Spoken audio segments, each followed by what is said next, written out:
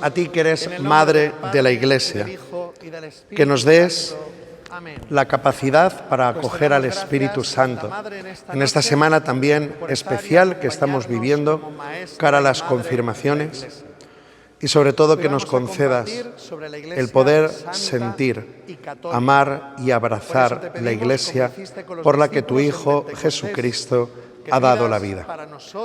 Dios te salve María, llena eres de gracia, el Señor es contigo.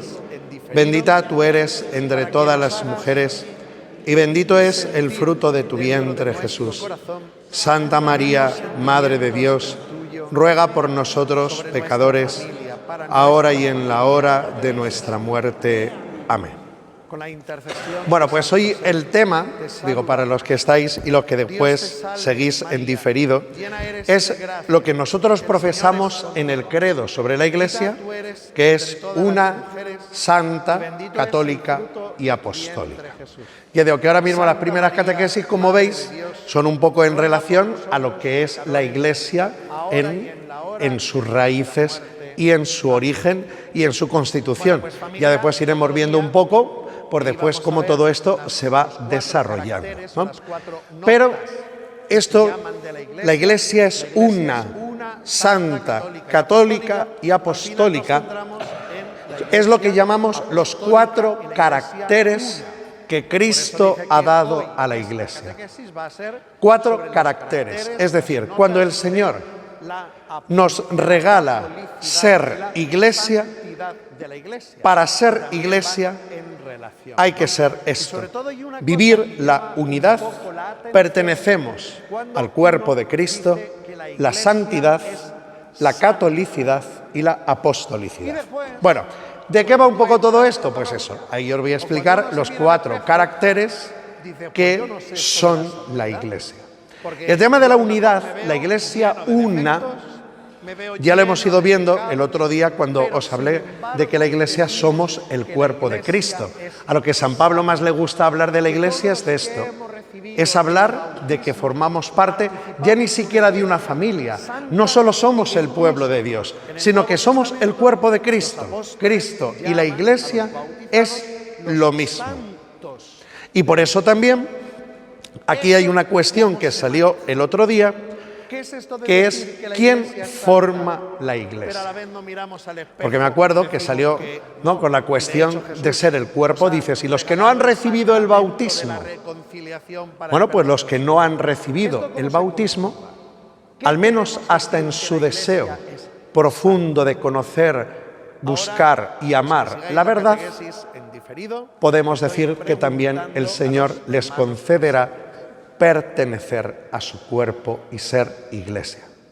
Entonces, lo que sí en la unidad, y es verdad que es una cosa que el Espíritu Santo está moviendo mucho, esta unidad de la Iglesia se nos da en primer lugar, porque somos el cuerpo de Cristo unidos por el Espíritu de Dios.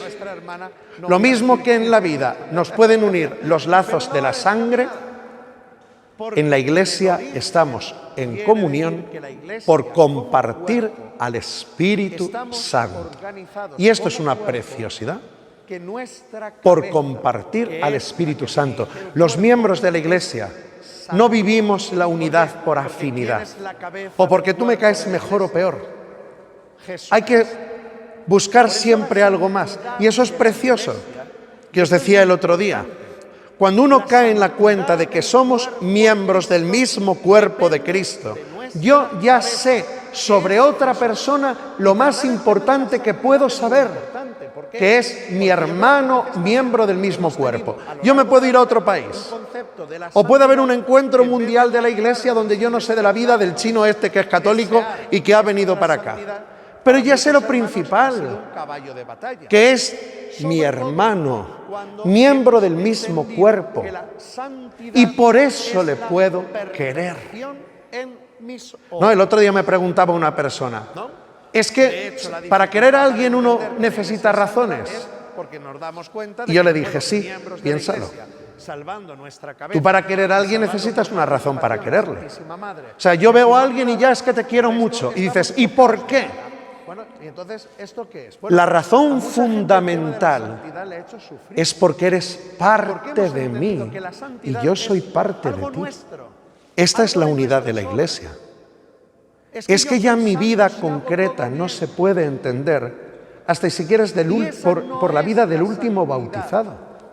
Por tanto, yo siempre tengo una razón para amar, que es que tú eres parte de mí y yo de ti. Formamos parte del mismo cuerpo de Cristo. Digo, a ver si esto no, sigue bien. Y por eso te puedo querer. Y yo digo que esto es además algo que es muy bonito del Espíritu Santo. Porque cuando esto el Señor nos lo hace creer de corazón, realmente brota un amor y un afecto hacia personas que tú no conoces. Porque incluso, aunque esa persona, que era lo que salía el otro día, no estuviera bautizada, yo sé que Cristo ha dado la vida por ti y por tanto puedo quererte. Puedo quererte. No sé a lo mejor ni tu nombre, pero no es necesario. Cristo ha dado la vida por ti. Y por tanto yo puedo reconocerte como cuerpo de mi cuerpo, carne de mi carne, sangre de mi sangre. Eso lo hace el Espíritu Santo en nuestro corazón. Por eso el Espíritu Santo nunca pone barreras. Las barreras las ponemos los seres humanos. El Espíritu Santo lo que hace es amplificar el corazón. Eso forma parte del regalo de la unidad. Esto es un signo de nuestros tiempos. ¿Por qué? Porque algo que el Espíritu Santo está moviendo mucho es justo a superar el peor drama que hemos tenido en la Iglesia. ¿Cuál es el peor drama que ha vivido la Iglesia y que vive? ¿Qué es lo peor que le podía pasar a la Iglesia? Las divisiones. Y esto es desde el principio. Desde el principio. Las divisiones. ¿Por qué? Pues porque el Señor lo dejó claro en la última cena.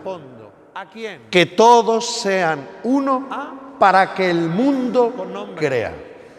Y eso significa, al revés, que si entra la división, lo que ponemos en juego al final es la fe. Que el mundo crea, que el mundo se abra a Cristo.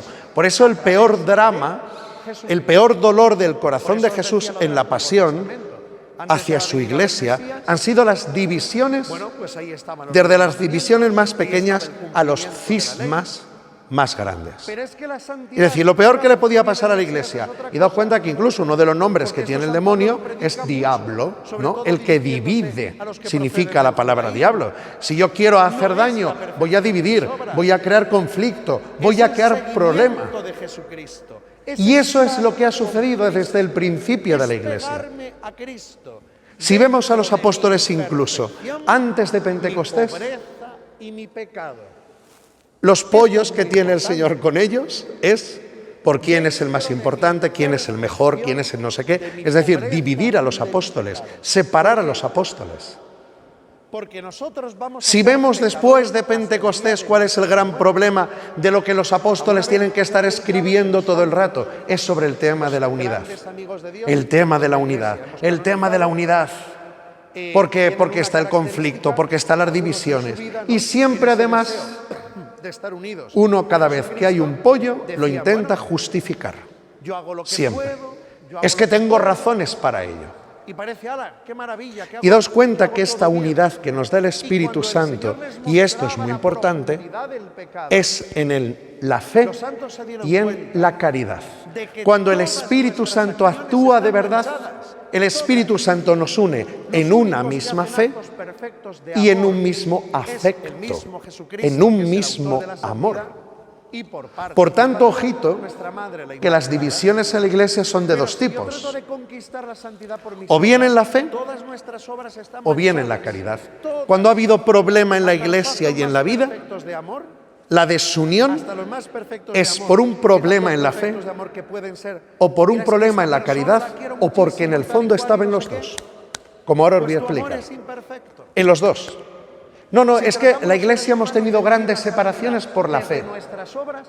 Debajo estaba la falta de amor. Pongo por ejemplo,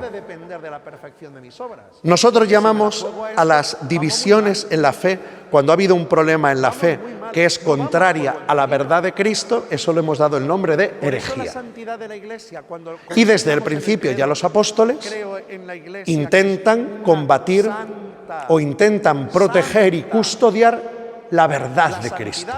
Este es Jesús. Y quien diga lo contrario, miente. Es el mentiroso, dice San Juan. Es el anticristo, dicen sus cartas. Quien no confiese que Jesús es el Hijo de Dios, es el anticristo. Normalmente, hermanos, siempre detrás de los problemas de fe hay un problema de amor. Desde el primer momento. Y que yo intento justificarlo con una razón de fe. Siempre desde el principio. El combate contra las herejías ha sido ya en la época apostólica, en la época que llamamos subapostólica, que son de los primeros padres de la Iglesia, o sea, los primeros que incluso conocieron a los apóstoles, ¿no?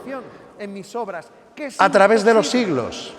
Pues el primer gran cisma que hemos tenido fue en la Iglesia ortodoxa, lo que llamamos hoy la Iglesia ortodoxa, la separación entre la Iglesia católica y ortodoxa. Hubo una razón de fe que se llamaba el problema del filioque. Es decir, ¿eso qué es? Pues que nosotros decimos en el credo, creemos que el Espíritu Santo es Señor y dador de vida, que procede del Padre y del Hijo. Y de pronto dicen los ortodoxos, no, solo procede del Padre. Los católicos, procede del Padre y del Hijo. Al final se excomulga a los ortodoxos porque solo creen que procede del Padre.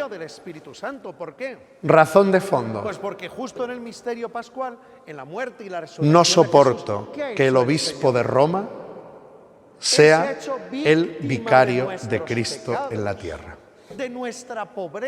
Es decir, una razón en el fondo, casi podemos decir que política, que se convierte en un problema de fe.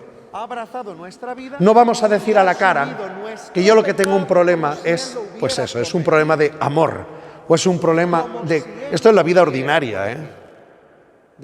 Lo que nos puede pasar por dentro es que hay un problema afectivo y después lo damos las razones que nos dé la gana. Pero lo que hay un problema es que me has hecho daño por algo.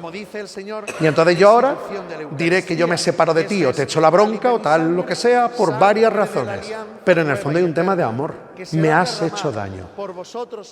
Un tema de amor, un tema de desamor, un tema de soberbia. Así empieza el cisma en la Iglesia, con la Iglesia ortodoxa.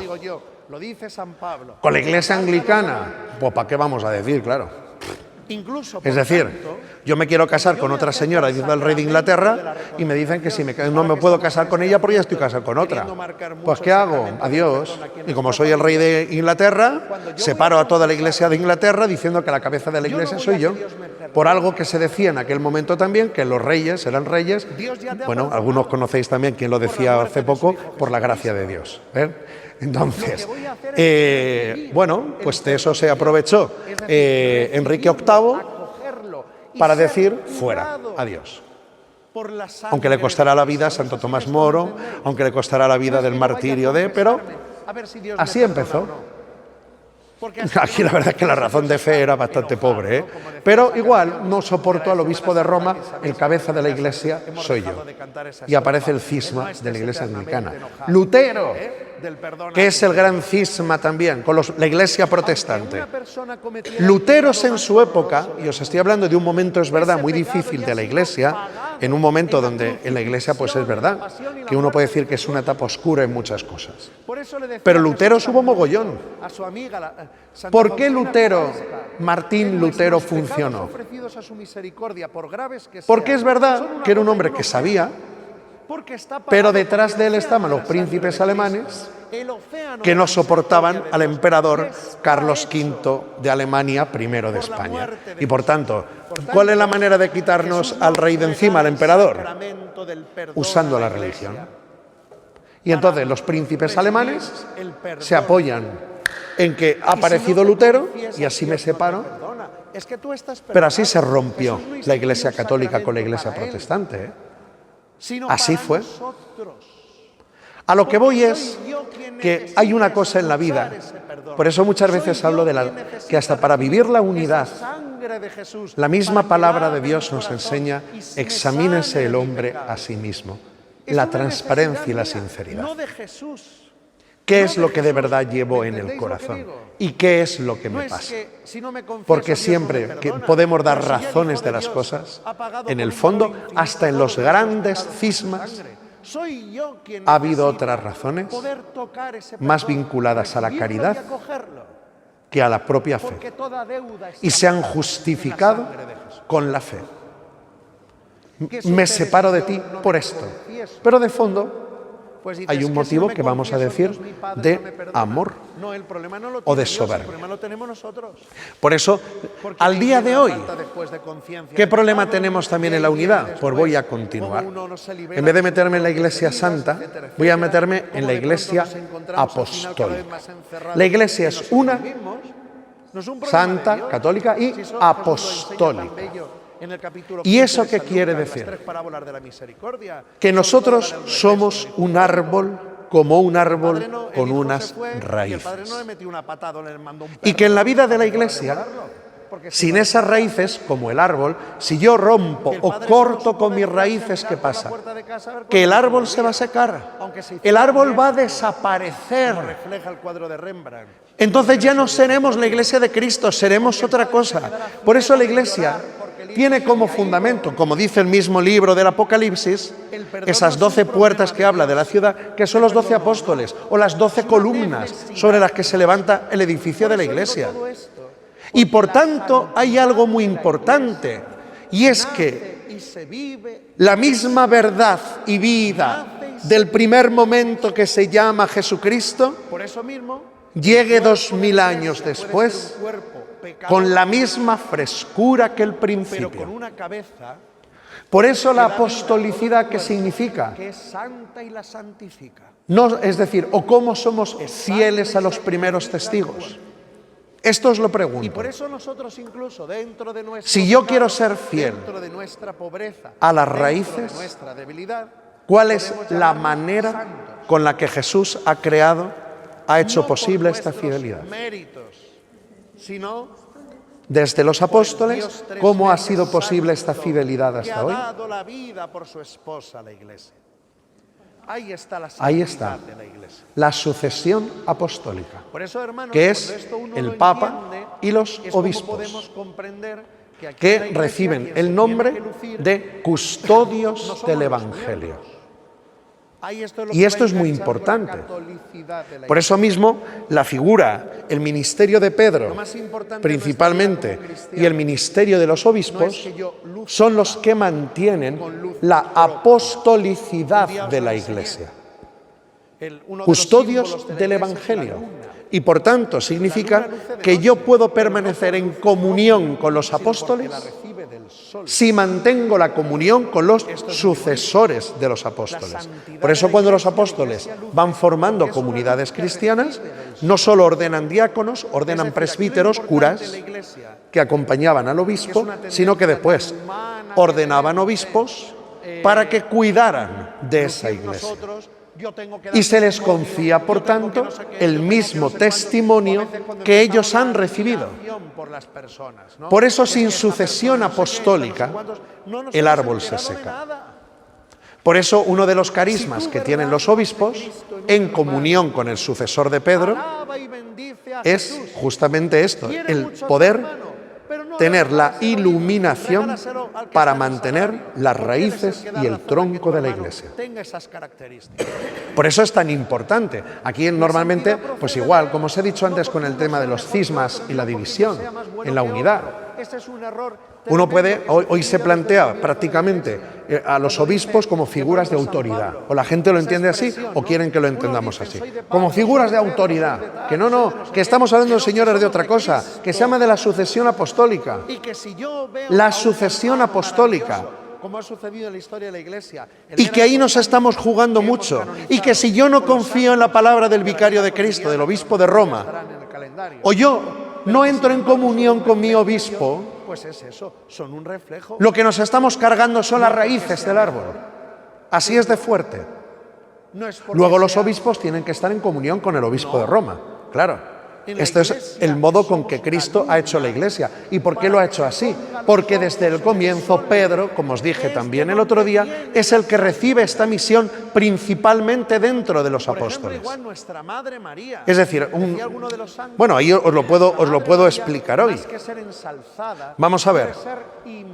Hay varios momentos donde se ve qué significado tiene Pedro dentro de los apóstoles.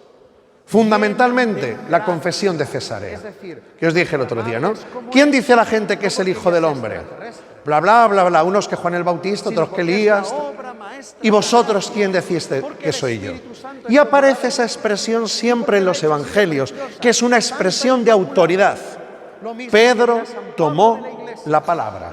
Es una expresión lingüística de autoridad. Tú eres el Mesías, el Hijo de Dios vivo. Y la respuesta de Jesús, que esto hay que leerlo y pedir al Espíritu Santo que nos ilumine para darnos cuenta de lo que ahí está sucediendo. Y que esto no es una palabrería o cuatro cositas. En el tú eres Pedro, primero le dice, bienaventurado tú, porque esto no te lo ha revelado nadie de carne y hueso, sino mi Padre que está en el cielo. Primer punto. ¿Y eso qué significa? Que el carisma de custodiar la verdad no es una cosa de que los obispos sean mejores o peores, o el Papa sea mejor o peor que el resto. Es que esto no te lo ha revelado nadie de carne y hueso, sino mi Padre que está en el cielo. Punto 1. El ministerio del Papa y de los obispos, sucesores de los apóstoles, no es una cosa que se pueda ver mundanamente. Estamos hablando de un carisma del Espíritu Santo. No te lo ha revelado nadie de carne y hueso. Tú no has dicho eso porque tú te lo imaginas, o porque tú lo has estudiado, o porque te da la gana. Es que te lo ha revelado mi Padre. Por eso, ahora te digo yo, tú eres Pedro, y sobre esta piedra edificaré mi iglesia, y el poder del infierno no la derrotará. Te daré las llaves del reino de los cielos. Lo que ates en la tierra quedará atado en el cielo, y lo que desates en la tierra quedará desatado en el cielo. En estos versículos de San Mateo, ahí se enseña lo que es el ministerio del obispo de Roma. Primero, nadie de carne y hueso te lo ha revelado. El carisma de que es mi Padre es algo que viene de Dios y no de la santidad del Papa, aunque le llamemos su santidad a modo protocolario. Pero no la santidad del pontífice, sino mi Padre que está en el cielo. Segundo, que os expliqué el otro día un poco. Tú eres Pedro, piedra, ¿no?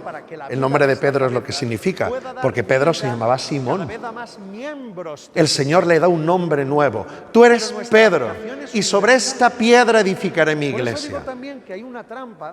Os decía el otro día, ¿quién es la piedra angular de la iglesia? Cristo. Cuando a Jesús le llama a Simón, le llama piedra, lo que le está diciendo es, tú eres mi alter ego, mi otro yo. Por eso el nombre que se le da al Papa de vicario de Cristo, la palabra vicario significa el que representa. Es lo que Jesús le dice a Pedro.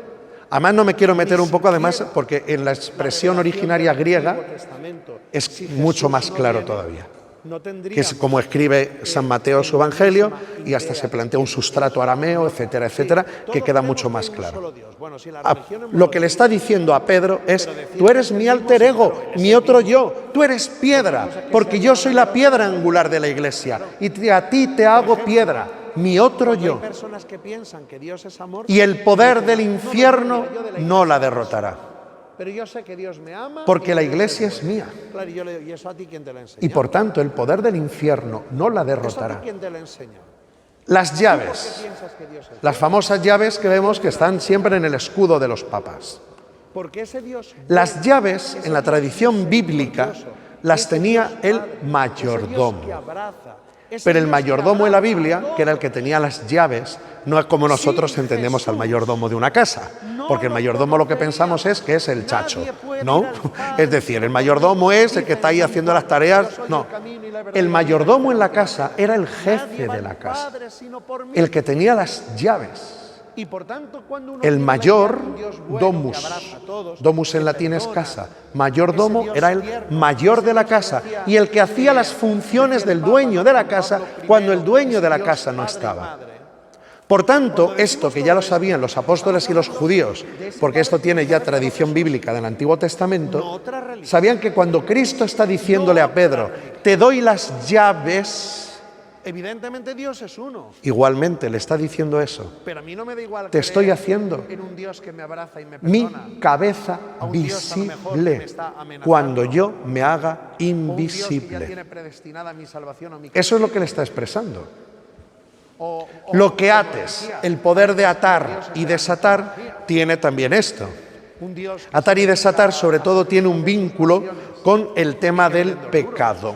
De alguna manera, lo que le concede al Papa y después ampliará a todos los apóstoles en otro Evangelio Jesús, en lo que atéis en la tierra quedará atado en el cielo, eso es como algo que le da a todos los apóstoles, es justamente el poder de desatarnos del pecado y abrirnos a la vida nueva.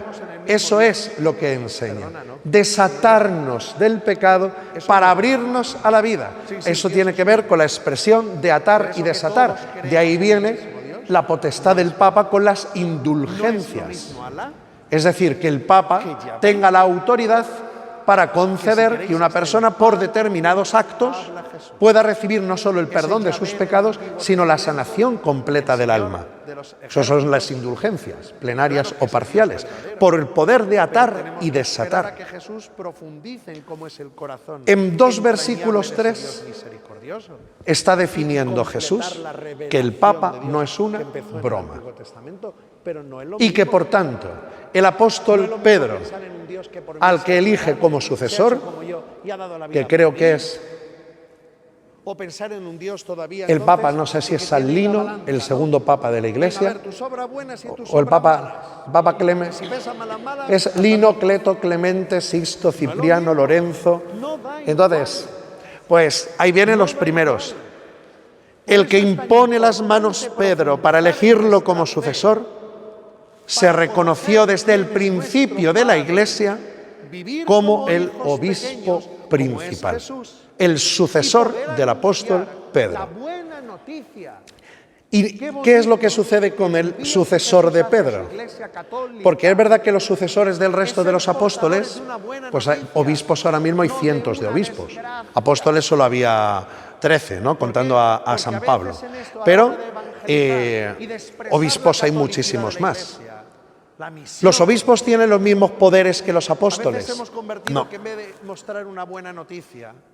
El único que conserva, vamos a decir, la misma autoridad de Pedro es el Papa, el obispo de Roma.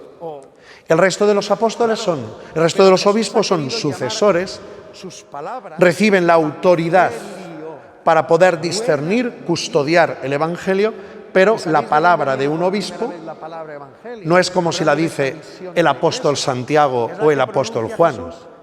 Sin embargo, cuando habla el Papa, está hablando Pedro. Y dice esto, ¿no? Tomando el rollo, abrió el texto de Isaías, que dice el Espíritu del Señor. La misma autoridad de los apóstoles por una razón. Porque cuando la Iglesia se va ampliando, tú tienes que nombrar obispos para las comunidades. De hecho, el principio de la Iglesia no existían las parroquias. Las parroquias se empiezan es decir, el único que presidía, por ejemplo, la Eucaristía era el obispo con sus sacerdotes. Las parroquias empiezan a aparecer cuando, prácticamente en la época de la caída del imperio, de Occidente, donde la Iglesia se masifica, o sea, más o menos aproximadamente el siglo IV, con la conversión del imperio, luego la Iglesia se masifica y a los curas hay que enviarlos a las parroquias para que celebre la Eucaristía. Por ejemplo, os expliqué el año que hablé de la Eucaristía. Los apóstoles después de Pentecostés son enviados. De ahí viene que en la misa, antes de la comunión del sacerdote, un trozo de la Sagrada Hostia se meta en el cáliz. ¿Y eso de qué viene? Pues cuando los curas empezaron a celebrar los presbíteros en las parroquias, el obispo consagraba una sagrada hostia que después llevaban un trocito a cada parroquia. Y en ese momento, el trocito de la hostia que había consagrado el obispo en su misa, el sacerdote lo ponía en el cáliz de la misa que el cura estaba celebrando. ¿Para qué? Para significar que hay una única Eucaristía, una única Iglesia y un único obispo, que es el sumo sacerdote, por decirlo así, en una diócesis. Una única Eucaristía, estamos en comunión con nuestro obispo. Tanto es así que algunos de los padres de la Iglesia, creo que es San Ignacio de Antioquía, decía que si uno celebraba, no estaba en comunión con el obispo, o no se celebraba una Eucaristía con el nombre del obispo y en comunión del obispo, eso no es válido. Por eso en cada misa, ¿qué decimos? El nombre del obispo de Roma, y en cada diócesis el nombre del obispo de la diócesis, para decir que aquí no estamos en otra iglesia. Esto no es otra iglesia, es la misma Iglesia de Cristo. ¿Y esto qué nos lo da? La sucesión apostólica. En todas las iglesias del mundo católicas se pronuncia en la Eucaristía el nombre de Francisco. Y en una diócesis, tú te vas a cualquier parroquia de una diócesis y se dirá el mismo nombre del obispo. Para mostrar que somos la única Iglesia de Cristo. Por eso digo que después de la unidad os he hablado de la apostolicidad, porque si no hablo de la apostolicidad de la Iglesia, tampoco vamos a entender la unidad, en la fe y en el amor. Porque los que garantizan vivir en las raíces de lo que somos es la sucesión apostólica. Porque son los que han recibido el carisma de poder recibir la luz para que esas raíces sean lo que sucedió al principio, lo mismo que hoy saboreemos. Que no cambie. Es decir, las raíces y el tronco de la Iglesia tiene que ser el mismo. Otra cosa ya serán las ramas y las hojas, como ha enseñado el Papa Francisco. Es decir, la Iglesia vamos caminando a lo largo de la historia. ¿Y eso qué significa? Pues que también a Cristo hay que presentarle en el momento concreto en el que uno está. Por eso también la Iglesia va haciendo un camino con la sociedad. Pero ¿cuál es la parte importante? Que en ese camino con la sociedad, por una parte yo ofrezca a Cristo en el momento en el que estoy, siendo fiel a la verdad. Siendo fiel a la verdad. No siendo fiel a la sociedad, sino siendo fiel a la verdad. Hoy cuando critican mucho, por ejemplo, que es que la Iglesia está anticuada porque no acepta la ideología de género. Porque nosotros pensamos que Dios instituyó el matrimonio para el hombre y la mujer, etcétera, etcétera, etcétera. Es que lo nuestro no es estar con lo que dice la sociedad.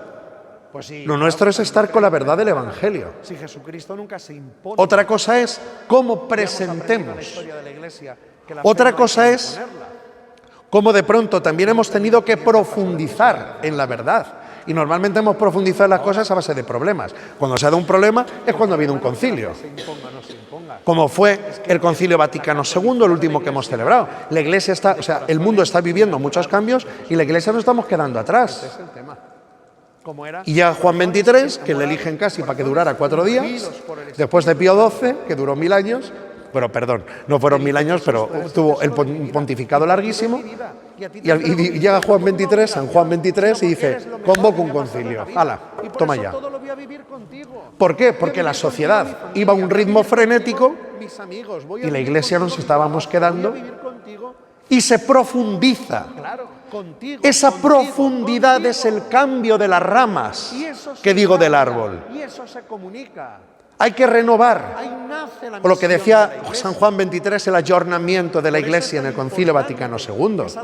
Claro, hay que presentar a Cristo en la sociedad y hablar al corazón del hombre tal como es hoy el ser humano y las circunstancias del ser humano. Tenemos que hablar al hombre del siglo XX y del siglo XXI, no del siglo XIII. Ahora, manteniéndonos fieles a la verdad del Evangelio. Esa es la labor del Papa y los obispos. Y de los obispos en comunión con el obispo de Roma, quiero decir. ¿Por qué? Porque puede llegar un obispo y decir algo contrario a la verdad de la fe. o contrario a lo que está predicando el obispo de Roma o a la fe de la Iglesia. Entonces, ese obispo, vamos a decir, que ese obispo ya no hay que hacerle ni caso. Porque ha roto la comunión. Ha roto. Él se ha enfrentado al obispo de Roma o a la verdad de la Iglesia. Ese obispo ya no hay que hacerle caso. Pero por eso es muy bonito ver que hasta la sucesión apostólica es algo en conjunto.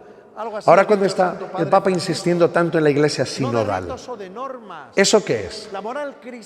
Pues que el Santo Padre confía mucho en que, aunque el Papa es el Papa tiene el don de la infalibilidad cuando actúa como